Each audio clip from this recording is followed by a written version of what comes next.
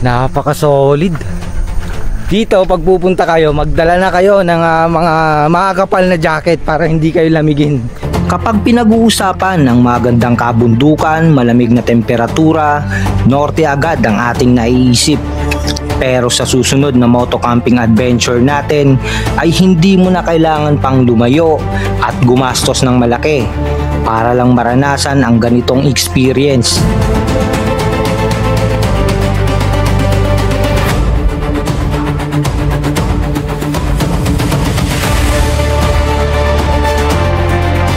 Isang oras lang mula Metro Manila ay mararating na natin ang ganito kagandang scenic view. Magandang kalsada, naggagandahang paliguan na may enjoy mo sa linis at lamig ng tubig.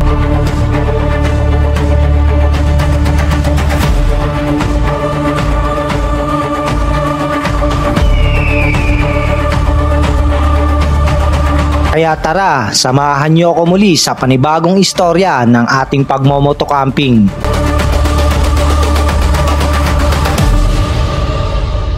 Magandang umaga mga master.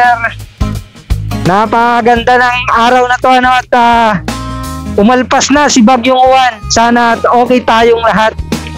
Isa na mga malakas na bagyo ang ating nalagpasan At bago pa bumalik si Bagyong Juan balita ko babalik nitong Sabado. Magka-camp tayo somewhere lang dito sa may Espanta. Gawa nga baka maabutan na naman tayo ng bagyo sa magkakamp lang tayo dito sa malapit para lang matanggal yung ating gigil sa pagkakamping. By the way, hindi tayo ngayon nag-iisa. May makakasama tayo ngayon ng ating family sa Tarakang PH. Si Papa Ray, tapos si Reed Trip TV. Doon na kayo makikita-kita kung saan doon sa mismong campsite na pupuntahan natin. At dahil biglaan to, wala na naman tayong baon today. Asa na naman tayo kay Papa Ray nyo, tsaka kay Red. So, bibili lang tayo ng unting mababaon para nalagpasan ko na yata yung dali. Nandaldal kasi parang nandun yung dali. Balikan natin.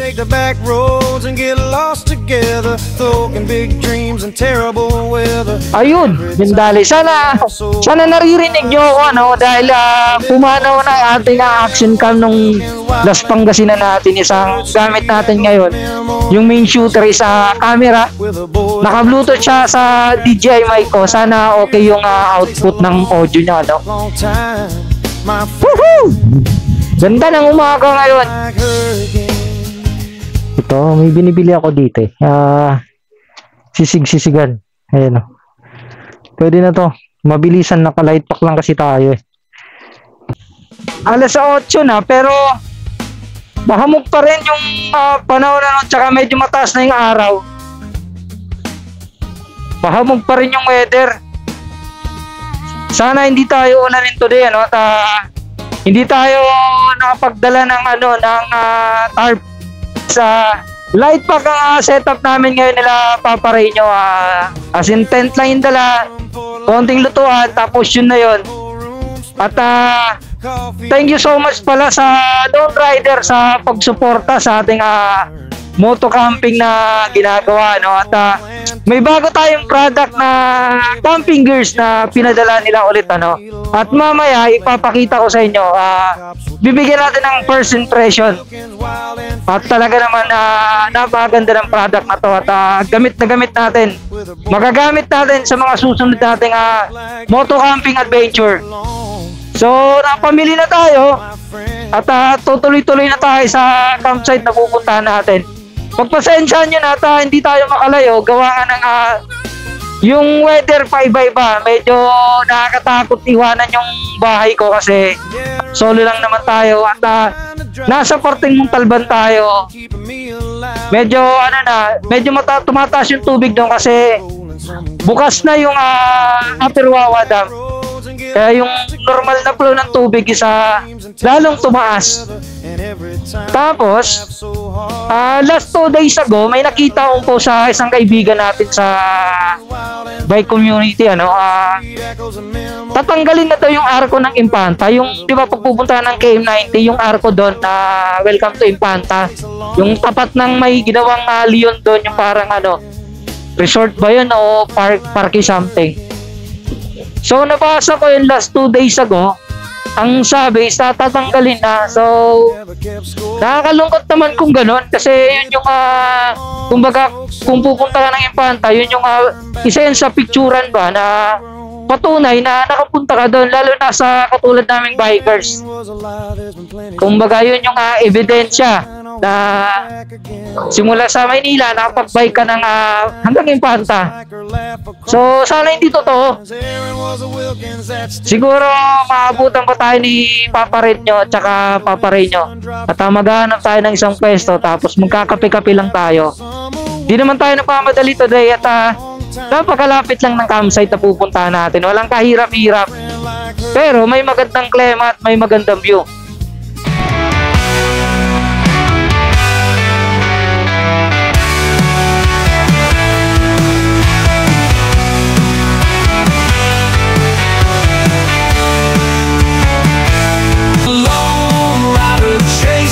Dreams through our rivers and untamed streams, with the wind howling my rebel theme, the road ahead ain't what it seems.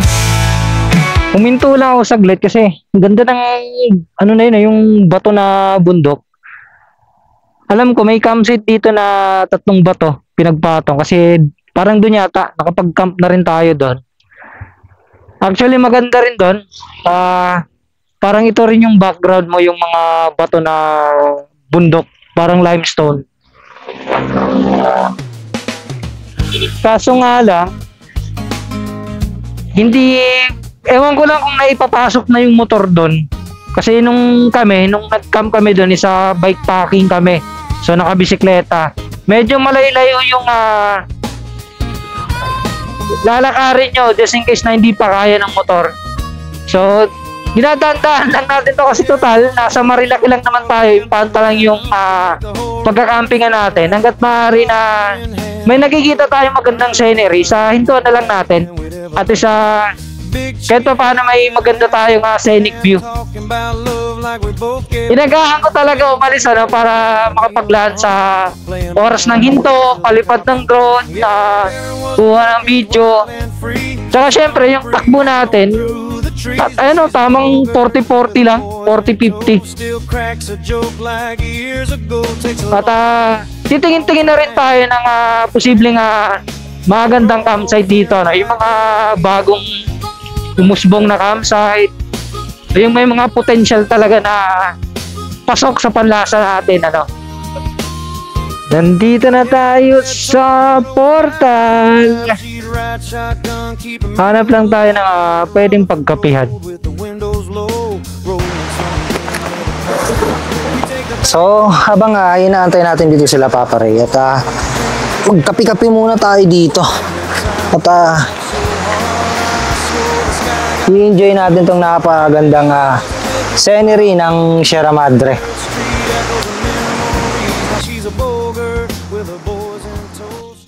So malapit na tayo dun sa arko ng Impanta. Check natin kung nandun pa rin.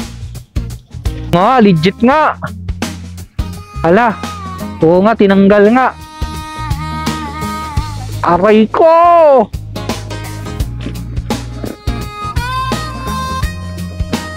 Kuya, wala na? Yung arko? Aaron was a Wilkins from Port Lambton town, could make the whole room spin around.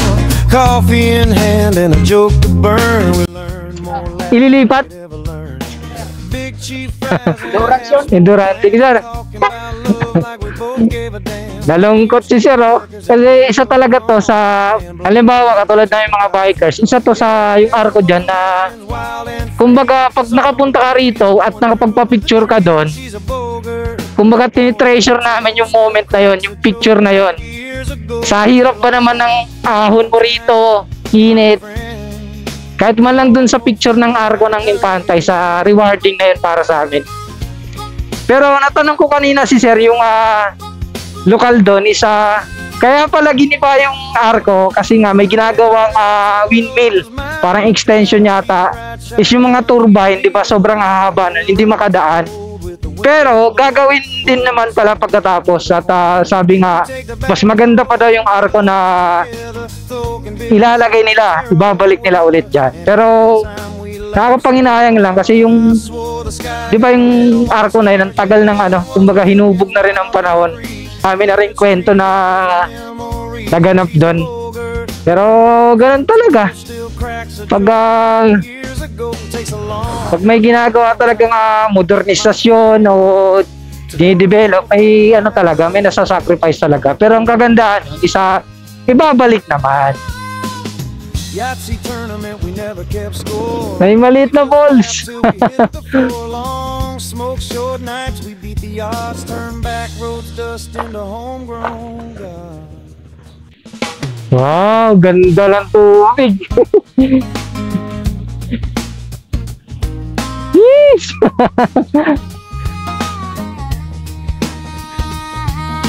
Sarap maligo dito, libre pa. Grabe guys, ganda. Ride talaga na maganda, no? Yung hindi ka nagmamadali. Tsaka pag solo ka, isa tulad nito, may makita kang magandang spot, is pwede ka huminto, hindi ka mag-aalala. Kaya si Papa Ray, malamang ganun din yung diskarte niya. Siguro madami niyang dinaanan din. So titingnan natin kung ano yung pinunta niya sa vlog niya. At si Papa Red, titingnan din natin kung ano rin yung pinuntahan niya. Kaya nga hindi kami nagsabay-sabay. Bali yung diskarte namin, doon na lang kami magkikita sa campsite. Ganda ng isang diretso, tapos puro pine tree yung kaliwat kanan. Ganda sa video nito. Aning tong panahon dito eh. Nung nagpalipat ako ng drone, tapos biglang tumilim yung kalangitan ng putik. Nung pinababa ko na, tirik na naman yung araw. Lakas mang trip ng weather dito eh. Hindi pa rin tayo nakakarating doon. Beauty din. Eto, paangat na to. Paangat na tong kalsada na to. Paahon na. Wow, ganda rin ng rito. Ganda rin ng scenery. Takes a long, long time, my friend, to grow an old friend like her again.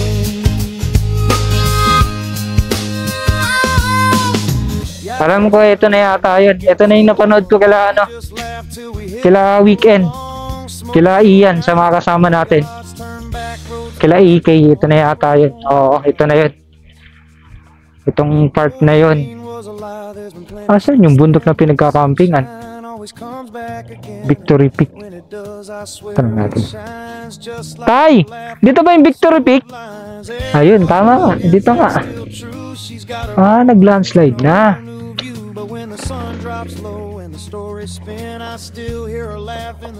Nandito na tayo sa Victory Peak. Wala lang siyang nakalagay, pero ito yung palatandaan. May yung palusong na magandang scenery. Doon yung yung nakikita nating medyo mataas na parte ng campsite. Tapos ito yung flatten area. Maganda nga dito kung hindi lang mainit. Ito, open na open. Open lang natin at tingin tayo ng pwesto. Dito medyo mapuno. Ayan hindi mainit. Wow, ganda guys, oh. Tignan mo na yun. Kabundukan. Ito pala yung mataas na parte na nakikita ko kanina sa drone. Medyo maraming layo din pala. Kabila. Putik. Malayo pala. Yung pinapanood natin sa video is ang lapit lang. Pero maganda. Ayaw niya magpadaan dyan. Nagharang na siya ng sapot. Dito tayo. Nakakaya naman sa ginawa niyang bahay kung sisirain lang natin.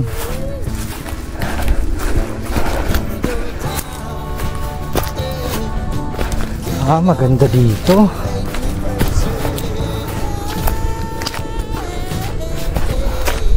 Pwede.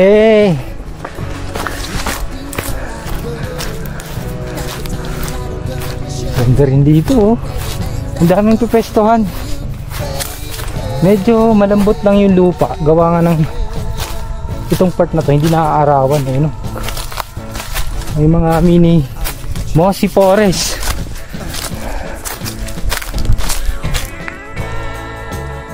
Maganda sa part na to. Dito. Check pa tayo. Makakahanap pa tayo mas maganda. Kaso ang layo ng motor natin.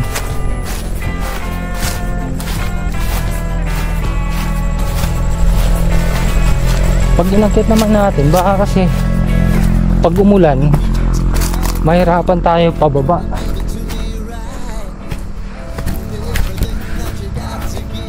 Wow, ganda! Jeez! Iba!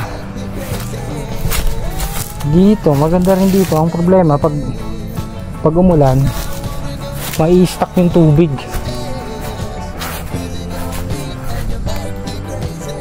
Grabe, ganda pala dito. Hindi ko expected na ganito kaganda yung makikita mong view sa taas nitong Victory Peak. Hingal-ngalan talaga.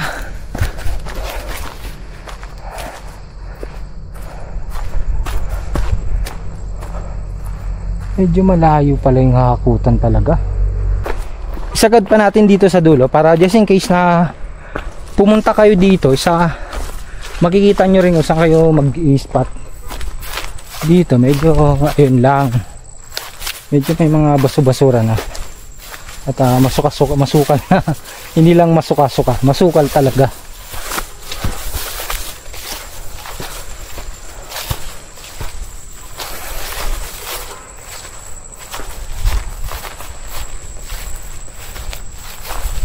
Medyo maganda rin dito, medyo mainit lang sa part na to at walang lilim. Oops, wala na, hanggang dito na lang. Ito yung nakita kong magandang parte.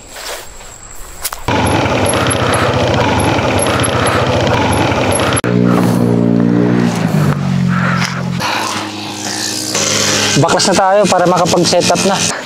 Buti na nga lang at mabilis lang to baklasin yung ating overlander bag by Lone Rider.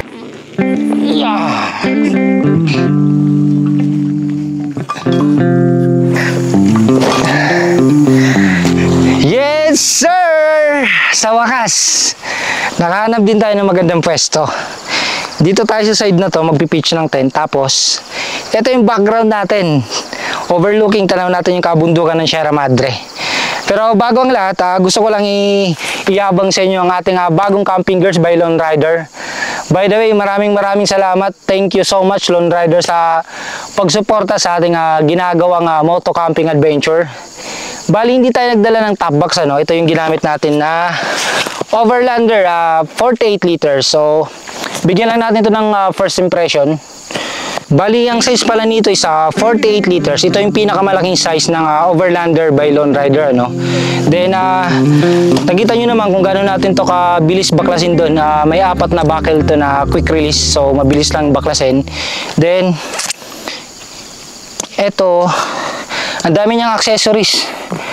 Dito na rin nakalagay yung ating tent. Ayan, secure.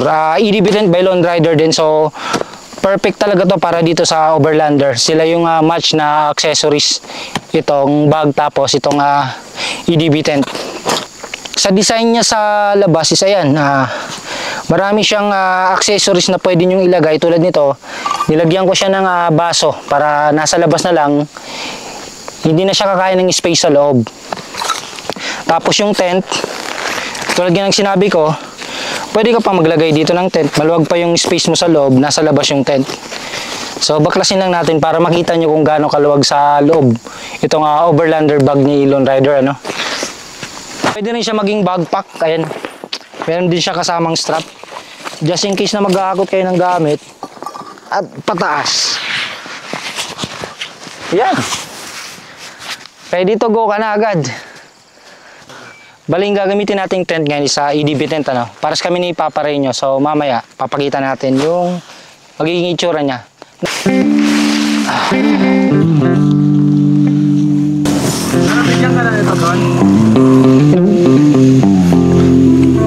Kaya ano yan eh. Inggitin mo pa ako eh. Yes sir, tapos na tayo. Ito yung setup natin, ano. Tapos ito naman yung kay Papa Ray nyo. So para sa kami EDB tent by Lone Rider. Napakaangas ng setupan namin ngayon. Talagang pang solo moto camping talaga ito. Yung peg namin ngayon. Lagay na tayo ng ating higaan para borlogs na lang mamaya si Akla. Tapos, ganito lang setup natin, napakasimple. Ito, papalag na to kahit gaano kalamig ang weather, hindi tayo lalamigin yung likod niyan. Ito na rin si Papa Red nyo. Balita. All boys to.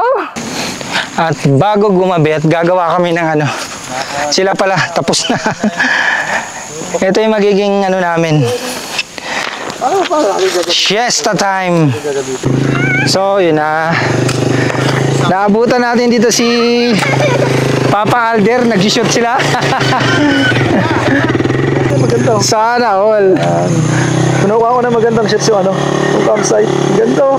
Ganda sir, no? Oo, yan ang panalo. Magkakapi muna tayo bago tayo magluto. Papa, tignan nyo. Dahil walang gata na dadala si Papa rin. Mano-mano. Naman siya ng gata dito. Uy.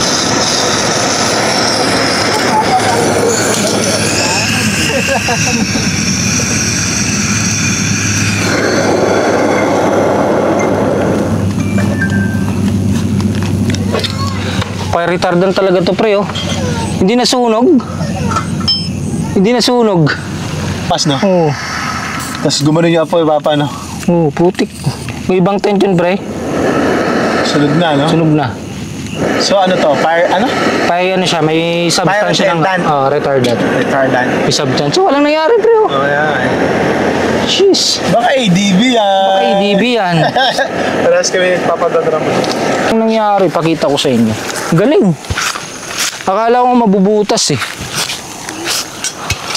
Ayan, oh. Walang nangyari. Hindi nga kumulubot eh. Ay, napakasarap magkape pag ganito ang view.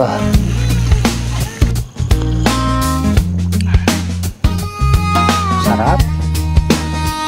Kape muna tayo habang pinagmamasdan natin si Papa Red at Konti yan lang. gusto ko tong ma-copy paste yung kare-karing ano. Alam mo naman, mahilig tayo sa sardinas bukod sa yun lang yung kaya natin. Oo. At least magawa natin ng ibang flavor. Sarap naman ng sardinas. Ay, nakapag-camping din. At ang toka ni Papa Ray nyo, ano, sinigang na pork. Ayan. Anong to sa kanya? Rice cooker to, automatic. Tingnan mo, nandun, nagagala. Tapos, yung niluto niya rito, nagsasarili. Napakalupit. Magluluto na tayo ng ating toka. Sisigang lulutuin natin. Pero ano lang to, sa dali lang, yung mabilis lang lutuin. Nakaka-pressure yung niluto ng dalawa. Masasarap. At yeah boy. Yes, okay na to. Hintayin na natin si Papa Red at medyo matrabaho yung kanya.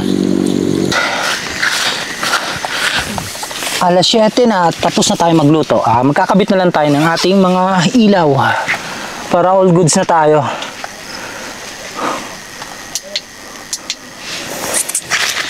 Yeah boy. Ito lang natin to kakabito. Jeez. Liwanag na tayo.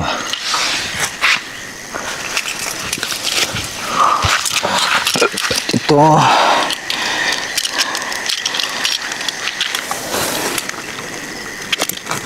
Yan, kagandahan dito kay DB. Meron siyang ano dito, yung pinakatukod niya isa matigas. Kaya kahit lagyan mo ng ilaw, ganyan no. Diba? Okay na. Dalan tayo pero ang dami natin pagkain, pre. Siyempre, mag-iinom tayo eh. Papared, saan ka na? So yun mga papa, nakapag-prepare na kami ng aming hapunan dito sa Victory Peak. Kasama natin si Don Ramon, si Papa Red. Papa Red. Ikaw naman. Yes sir. So, tapos na kami mag-setup ano, at nakapagluto na si Papa Red ng kare-karing ano, sardinas. Tapos kay Papa Ray yung syempre Sinigang na baboy. Sinigang na baboy. At ang akin yung pinakamahirap. Shit. Sisig ni Don Ramon. Si Papa Red Trip. Si Papa Red Trip ang Papa Red Trip. Ilid mo na yan, pre. Hindi ka lang namin nakasama eh. Game. So, okay. Fathers and Lords. Mahal na Panginoon, maraming salamat sa hinandaan yung pagkain para sa aming pagsasalusaluhan. Naway paging lakas namin ito para bukas. At maraming salamat sa binigay niyong pagkakataong makasama ang isa't isa sa amin sa hapunang ito. In Jesus' name, maraming salamat. Amen. Thank you, Papa G. Salamat po. Lord, Let's go, let's go. Let's eat. That's it.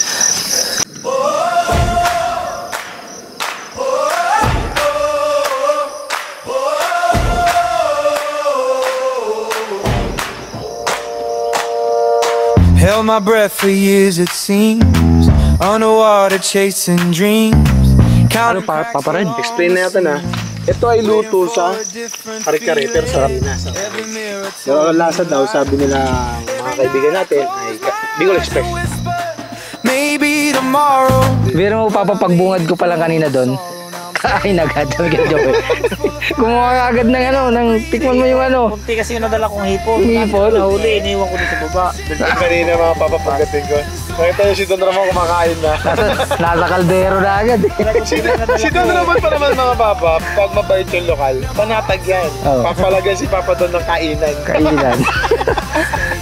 When the night tried to erase me, when the dark said it could take me. Good morning.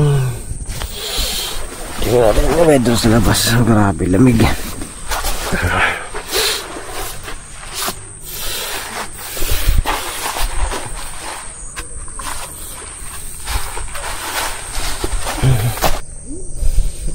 Wow.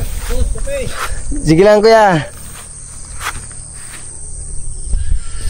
Grabe, para tayo nasa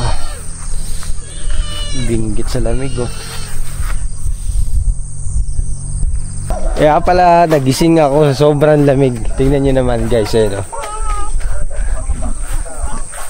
Grabe. Solid talaga yung weather dito sa Infanta, eh. Mainit na kape sa ganito kalamig na weather. Solid. At dahil marami tayong oras today, ano, libutin natin yung campsite dun sa taas. Tingnan natin kung gaano kaganda yung weather dun. Pinaka the best spot talaga dito sa taas, ano. Kung onti lang naman yung mga gamit mo at masipag ka maghakot, is napaka quality. Tingnan naman, guys, no. Ang linaw dun. Tas dito madilim. Check pa natin yung gaano kaganda sa taas. Grabe. Feel na feel mo talaga dito yung bundok vibes, Benguet vibes, tapos yung ganito kalamig na weather, temperatura. Hihingal ako dun, ganda, oh. Ganda ng scenery. Grabe, ganda dito, guys. Kita nyo yun, oh. Aliwanag dun. 360 view. Jeez. Si Papa rin nyo.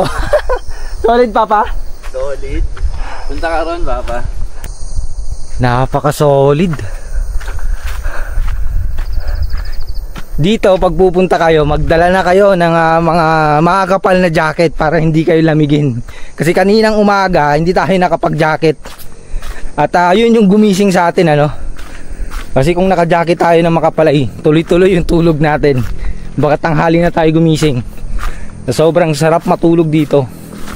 Tsaka yung campsite na to, napakadaling puntahan lang. Nasa gilid ng kalsada, safe. Mababait yung nag-aasikaso, sila nanay, sila kaya Joel. Pinakain pa kami, libre kape, libre tubig. Kasi na 300 pesos lang yung binayaran namin. Napakabait ng ano dito, namamahala. Dito no. Ang luwag dito. Hindi kayo mawawalan dito ng spot ano.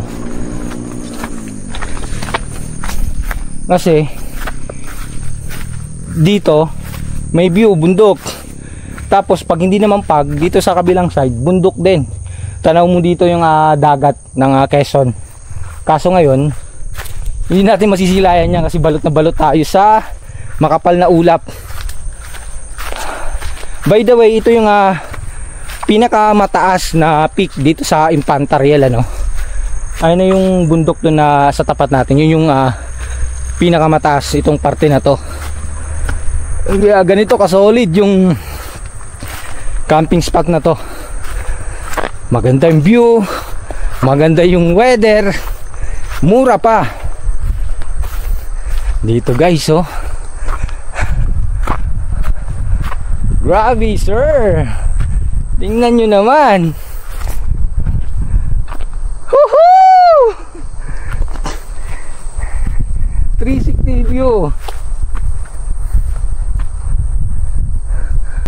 Grabe. So yun mga master, habang maganda pa ang weather, mag-ikot-ikot muna tayo sa baba sa may Infanta Riel. Road trip to, kasama si Papa Red niya at saka si Red Trip TV, si Papa Red. So tara, naayalis muna kami. Hey! Let's go!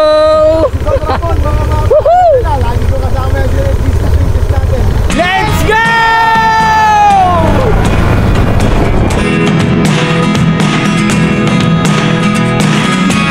I never really know what's going on. Look at me sometimes like all you want to do is run. Hear me out, hear me out. If all the things you never show, there are the things I want to know. Secrets start in your heart so slow. But if you don't wanna tell me now, I guess I'll never know. Losing almost all my Kaya ba ng motor? Di ko pa narating yan eh. Di ko pa rin narating eh. Pwede ko, kaya naman. Tara, Sige, cut. una. Di mo na magbibideo. So akyatin natin yung Pinlock Falls.